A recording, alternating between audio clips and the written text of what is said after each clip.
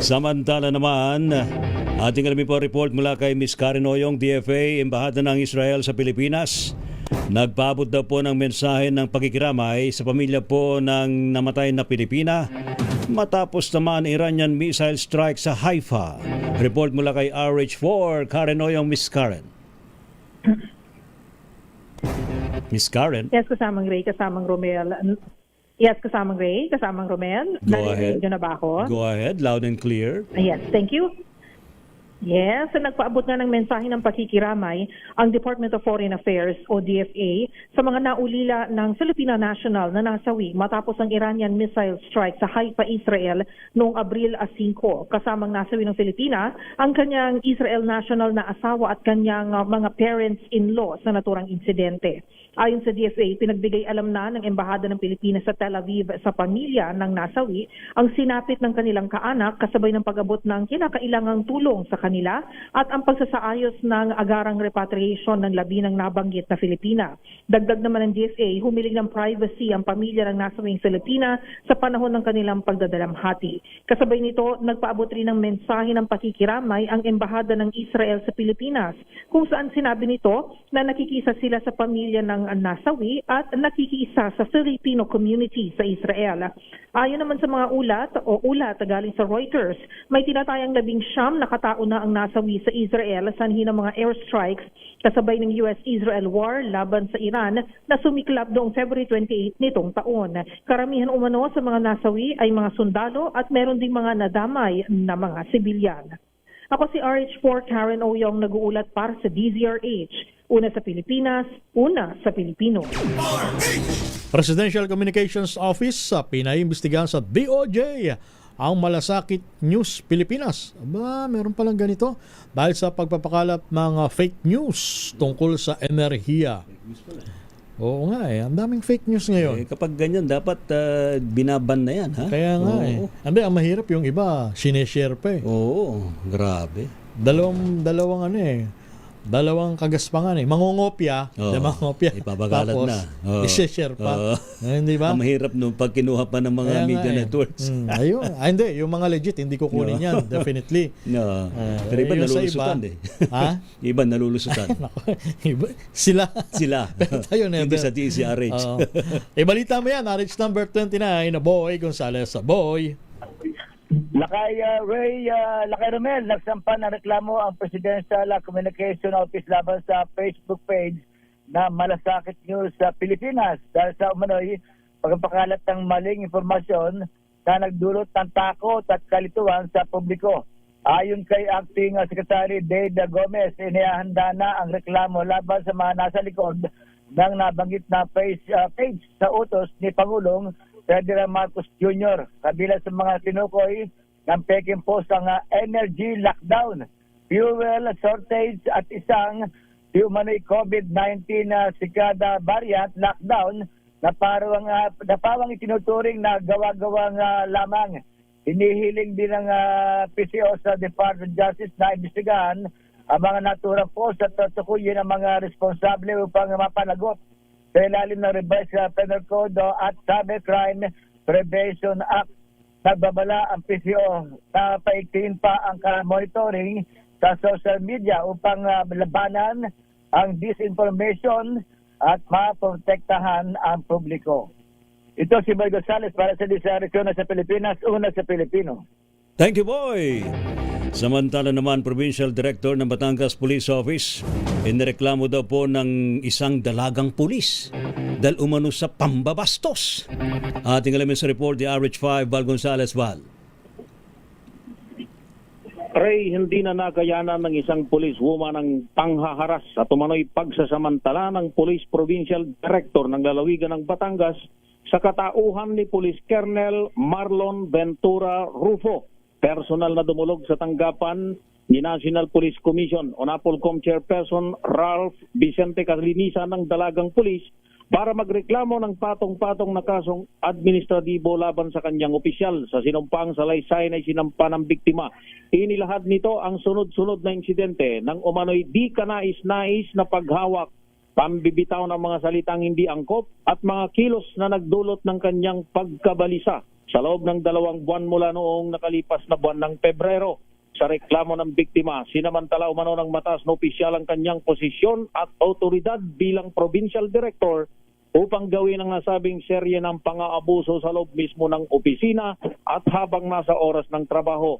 Ayon sa NAPOLCOM, nasa kanilang jurisdiksyon na ang kaso at isa sa ilalim ito ng komisyon sa tamang proseso alinsunod sa umiiral na mga batas habang tinitiyak mabibigyang prioridad ang mga reklamong kinasasangkutan ng mga kababahiyang nasa hanay ng PNP. Ako si Val Gonzales, DZRH, una sa Pilipinas, una sa Pilipino. Mahigit sa 47 milyong pisong halaga ng shabu. Masabat 3 arestado sa Quezon City. Balita mo yan, RH number 27, Mr. Noche Kakas. Mr. Noche. Romel Lakay Ray, natimbog sa operasyon ng matauhan ng Philippine Drug Enforcement Agency NCR at PNP Drug Enforcement Group Special Operations Unit ang 3 big-time drug pusher sa lungsod Quezon. Kinasa ang operasyon sa Payata sa Road, Barangay Payata sa lungsod, kung saan naaresto sina alias Ariel, residente ng Datopiang, Maguindanao, alias Edward, residente ng Calabang, Camarines Sur, at isang alias Ibrahim, residente ng Sultan Kudarat, Maguindanao. Nasabat sa kanila ang 7 kulay dilaw, foil packs na may label na dagwan yin na ang laman ay hinihinalang shabu. Aabot sa 7,000 grams ang nakopiskal na illegal drugs. Patagal na rin naman sinusurveillance ng mga otoridad ang illegal drugs activities ng 3 bago natiklo na ngayon ay maharap sa kasong paglabag sa Comprehensive Dangerous Drugs Act of 2002. Arit sa 27, Nochika sa DZRH, una sa Pilipinas, una sa Pilipino. Thank you, Noche. Samantala, Caloocan LGU bumuo po ng task force para makapagtipid ng enerhiya at krudo sa lahat ng ahensya at makatulong sa transport group. Ating alamin sa report ni RH23, Edwin Duque. Edwin.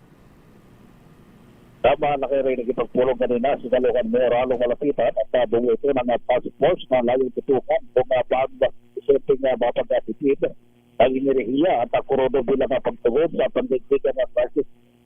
Kabilang din sa mga tinalakay ng alkalde ay ang itabi ng pamamahagi ng federal subsidy sa mga metro ng transportation sector at programang libreng sakay para naman sa mamamayan at oportunidad para sa mga tricycle operators at susunod toda.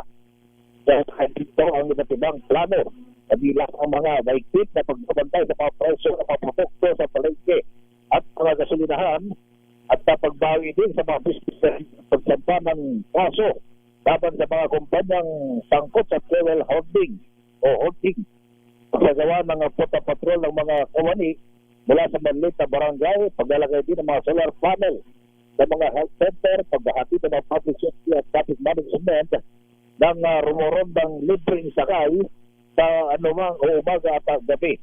Bukod naman sa mga ito, dahil nagpag-ugnayan din sa mga public utility o PUG para sa paghatid din ng libreng sakay at patuloy na pagpapatubad ng No Aircon Friday sa mga tanggapan ng lokal na pamahalaan.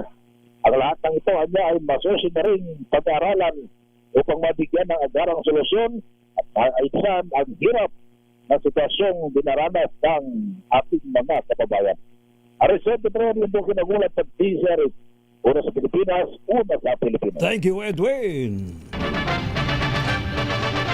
Flash Report. Flash Report! Yung police Provincial Director ng Batangas na inireklamo ng isang lady cop, ayun, tinanggal na sa pwesto at mukhang may kapalit na.